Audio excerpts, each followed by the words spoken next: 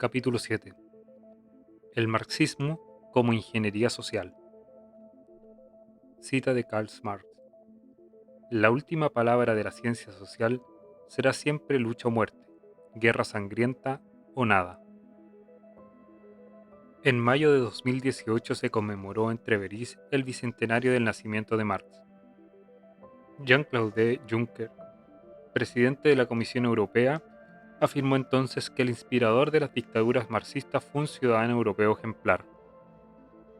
Sin embargo, el marxismo parece la antítesis de los valores sobre los que germinaron Europa y Occidente, y Marx tampoco vivió como un marxista ejemplar. El joven Marx estudió Derecho, Historia y Filosofía en las universidades de Bonn y Berlín.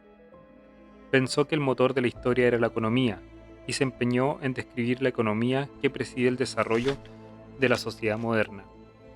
Le tocó vivir el conflicto insostenible entre el proletariado y la burguesía capitalista. Las soluciones que se imaginaron fueron los diversos socialismos pacíficos, a los que Marx despreció como utópicos. Frente a ellos definió su socialismo científico, supuestamente deducido de las supuestas leyes históricas y económicas que anunciaban la disolución del sistema capitalista. Subtítulo: La historia como conspiración. Marx diagnosticó en el Manifiesto Comunista que, en todo el mundo y a lo largo de la historia, las injusticias, las violencias y las desigualdades económicas y sociales tenían su origen en la defensa y acumulación egoísta de los propios bienes. A continuación propuso cortar por lo sano, suprimir de raíz la propiedad privada y dejar todos los bienes en manos del Estado. Más adelante, el Estado se encargaría de poner esos bienes en común. Así, en una nueva versión del optimismo ilustrado, surgiría la justa y pacífica sociedad comunista sin clases.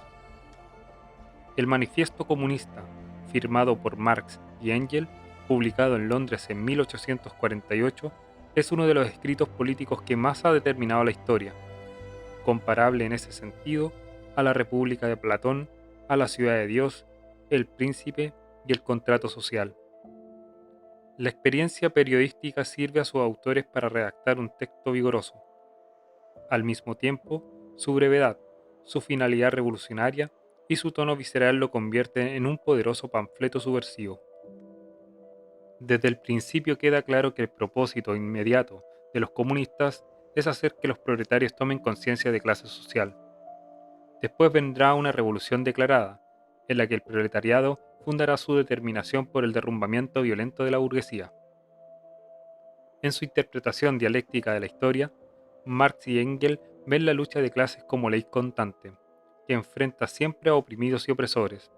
Dentro de esa lectura, el capitalismo burgués produce sus propios sepultureros, pues su caída y la victoria del proletariado son inevitables. No es difícil ver que la violencia de la lucha de clases está en el polo opuesto del ideal de la verdadera política. El bien común entendido como concordia, bienestar material y primacía de los valores.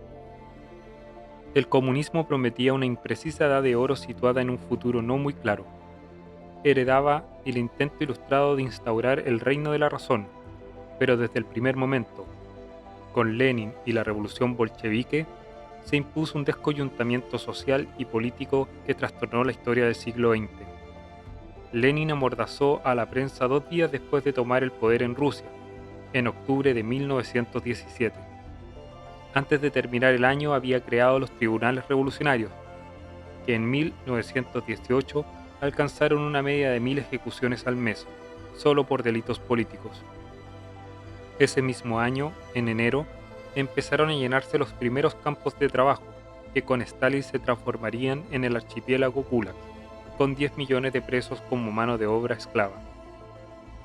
En 1920, la nueva policía política contaba con 250.000 miembros, frente a los 15.000 que habían trabajado para el último zar.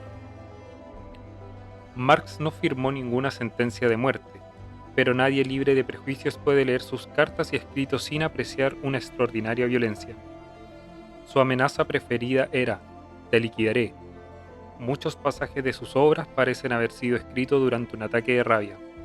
sus más estrechos colaboradores tuvieron claro que cualquier régimen marxista sería una dictadura personal sostenida por la fuerza y el terror. Karl Popper ha explicado con detalle que el comunismo marxista reinó sin piedad en el este de Europa y en la Unión Soviética, apoyado en un arsenal de mentiras. Y se trata de una ideología que no entiende la política como servicio al bien común, sino como conspiración permanente. Por eso, derechos y libertades, democracia y justicia son en su boca pura retórica, palabras imprescindibles, pero solo palabras, para enmascarar su único objetivo, el asalto al poder y la violencia totalitaria. 3 ejemplos entre muchos posibles. Primero, en la película The Killing Fields, Los gritos del silencio, Roland Joffé reproduce fielmente el ambiente infernal de la revolución comunista que sufrió Camboya bajo el Khmer Rojo en los años 80 del siglo XX. Segundo, Ernesto Sabato, preguntado por un periodista sobre su afiliación en su juventud al Partido Comunista, responde que lo consideraba una obligación moral. A la pregunta siguiente, ¿por qué rompió poco más tarde con el partido?, Sabato responderá lo mismo. Era una obligación moral no ser cómplice de una gigantesca mentira. Tercero, su vecino, el venezolano Hugo Chávez, en una entrevista realizada justo antes de llegar al poder, sonriente y perfectamente trajeado, sin uniforme militar ni sandal chillón, clamaba los miedos de la audiencia afirmando que él no era socialista ni tenía deseo de expropiar o nacionalizar absolutamente nada, y que, lejos de ser un violento y un dictador, se consideraba un demócrata, dispuesto a devolver el poder a los 5 años. Así engañaba una Venezuela harta de corrupción e en profunda crisis económica. Se entregaba poco día después en manos de quien implementaría una dictadura de facto, reduciría el país a la pobreza, desataría la violencia y llevaría la corrupción a cotas escandalosas. 20 años más tarde, Nicolás Maduro y los chavistas seguían aferrados al poder mientras los venezolanos pasaban hambre y morían por falta de medicinas, mientras la policía del régimen disparaba a manifestantes y encarcelaba y torturaba a los opositores.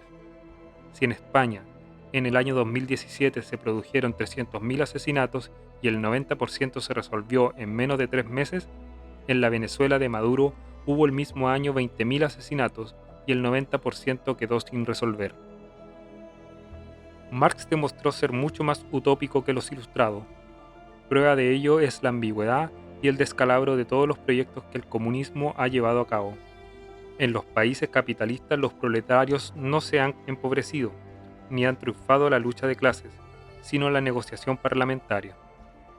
En cambio, el comunismo se impuso por la fuerza en países agrarios y atrasados como Rusia, China, Camboya o Cuba, y en ellos tampoco surgió la prometida democracia proletaria, sino fortísimas dictaduras de partido único.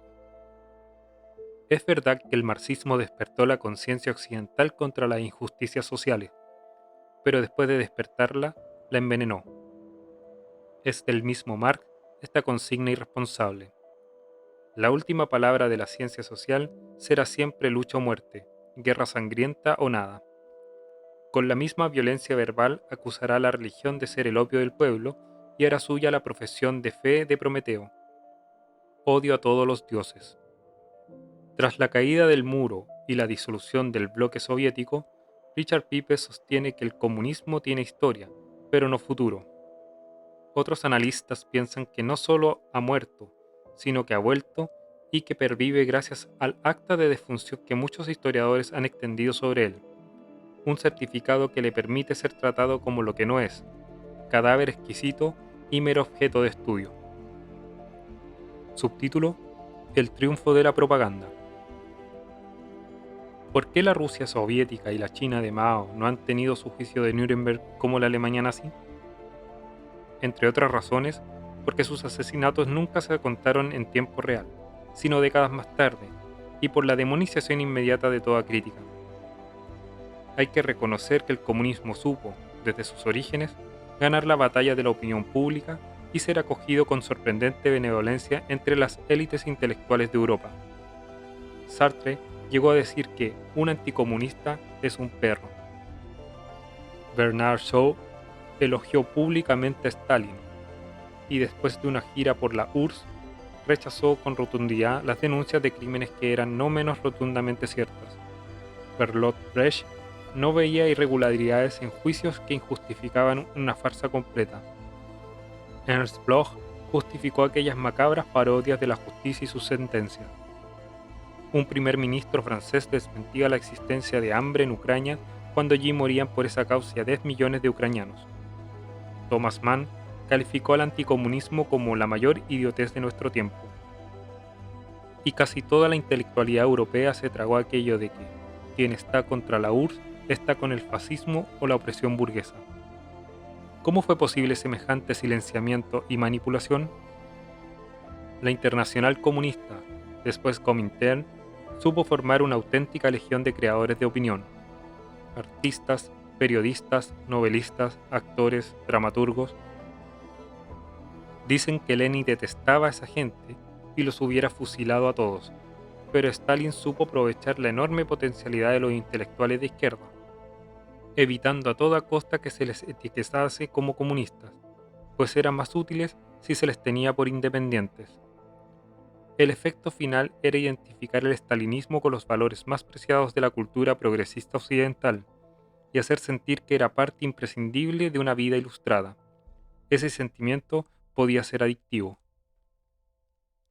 Se entrenaba a los agentes para que entraran en la vida de los intelectuales. A los verdaderamente importantes se les asignaba amigos íntimos, amantes e incluso cónyuges.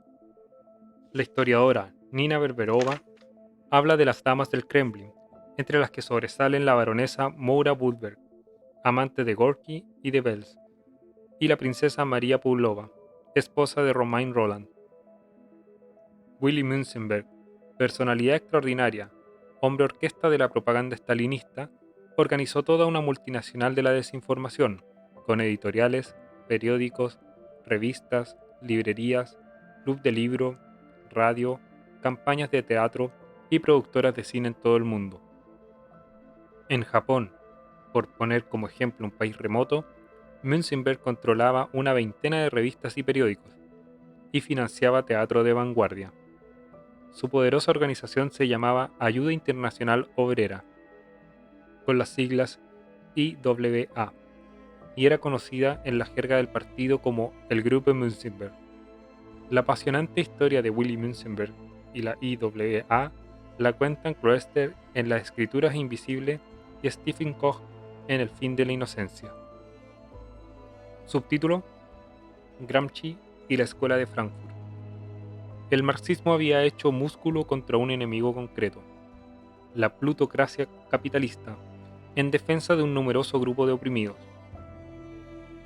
Pero sucedió que el siglo XX desmintió las profecías apocalípticas de Marx y que el proletariado, en lugar de depauperarse más y más, empezó a vivir mejor, a prosperar, a tener cosas. Después, la caída del muro permitió ver lo que había al otro lado, y nunca las comparaciones resultaron tan odiosas. Entonces la izquierda necesitó reivindicarse y tuvo la luminosa idea de buscar nuevos proletarios, es decir, nuevos grupos a los que aplicar el simplista esquema opresor-oprimido, y encontraron media docena, como veremos en los capítulos siguientes. Las mujeres con respecto a los hombres, cualquier raza con respecto a la blanca, los nativos contra los colonizadores, los inmigrantes contra los nativos, los homosexuales contra los heterosexuales, la madre tierra contra el ser humano. Si la lucha violenta de clases resultaba impensable en las principales democracias del mundo, la confrontación de ideas formaba parte de su esencia democrática. Gramsci y la Escuela de Frankfurt aprovecharon esa libertad de expresión para extender y consolidar el marxismo cultural, gracias a una labor capilar en escuelas, universidades y medios de comunicación. Se propusieron torpedear y desmantelar toda una visión milenaria de la vida, en cuyo centro estaban las virtudes de Grecia y Roma, la ley natural, la familia, Dios y sus mandamientos. Hay que reconocer que consiguieron su objetivo. Todas las ideologías del siglo XX han sido inspiradas y promovidas en mayor o menor medida por el marxismo, y esa victoria cultural explica, en parte, el extraño indulto moral que sigue disfrutando.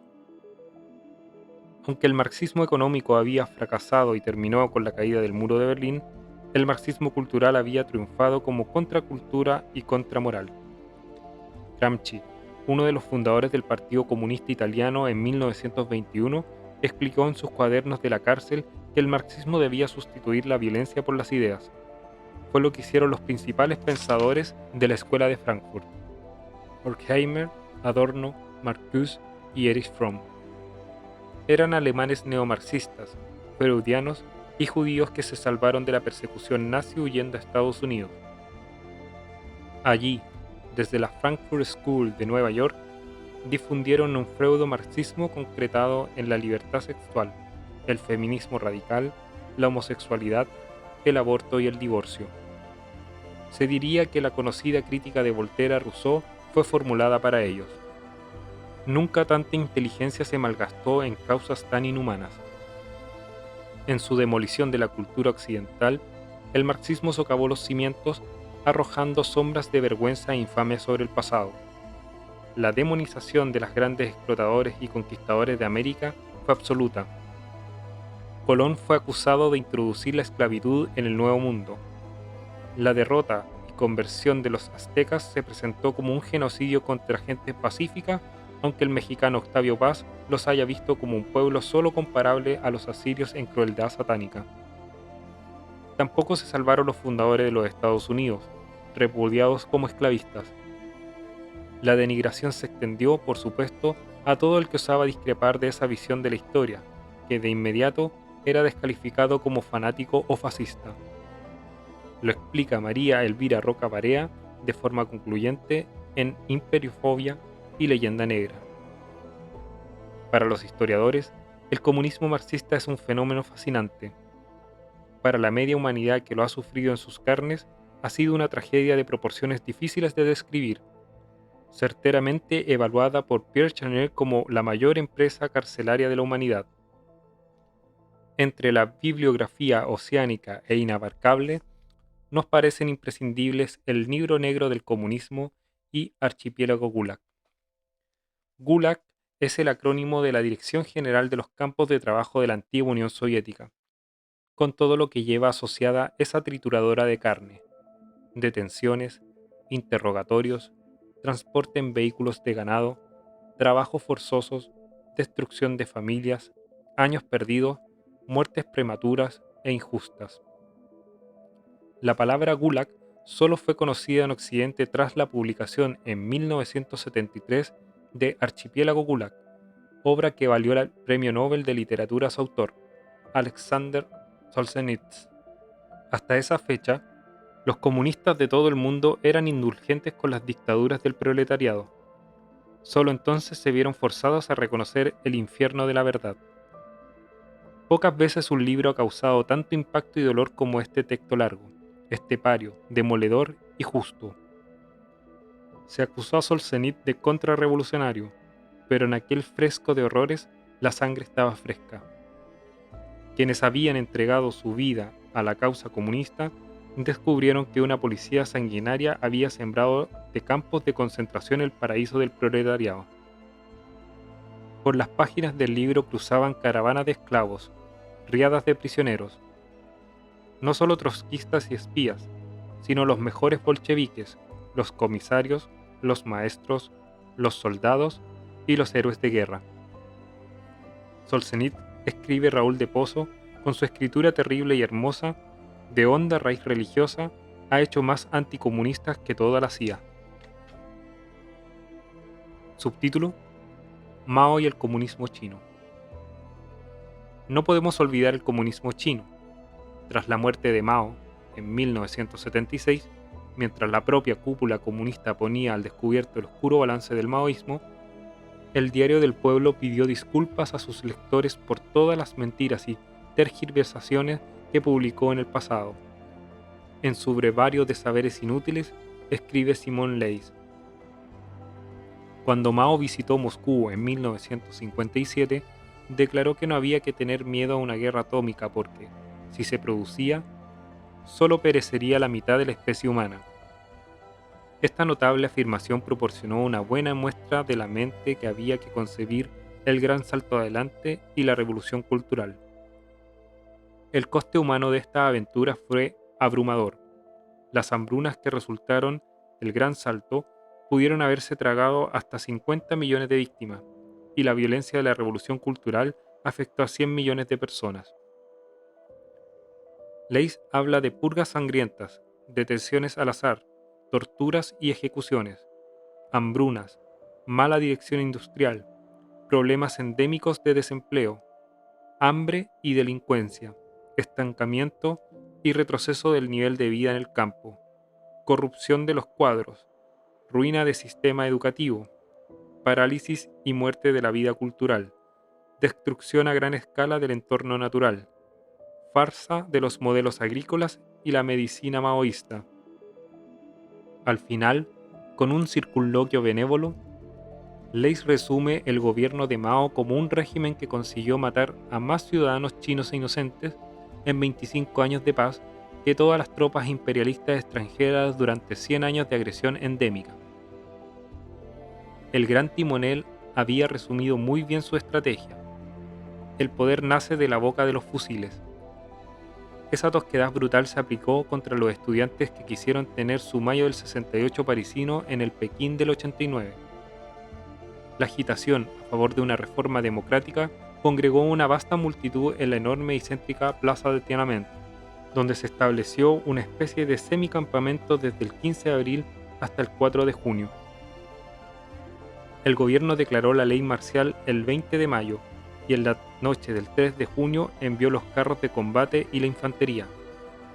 Hubo una masacre de la que nunca se dieron cifras oficiales, pero en 2007 el gobierno británico desclasificó un telegrama de Alan Donald, su embajador entonces, en el que aseguraba que el número de civiles muertos ascendía a 10.000. En 2010, la concesión del Premio Nobel de la Paz puso en el punto de mira del mundo entero al disidente Liu Xiaobo. Nacido en 1955, pertenecía a la auténtica generación de los hijos de Mao. Cursó estudios de literatura china y, como profesor universitario, se ganó una merecida reputación de enfant terrible.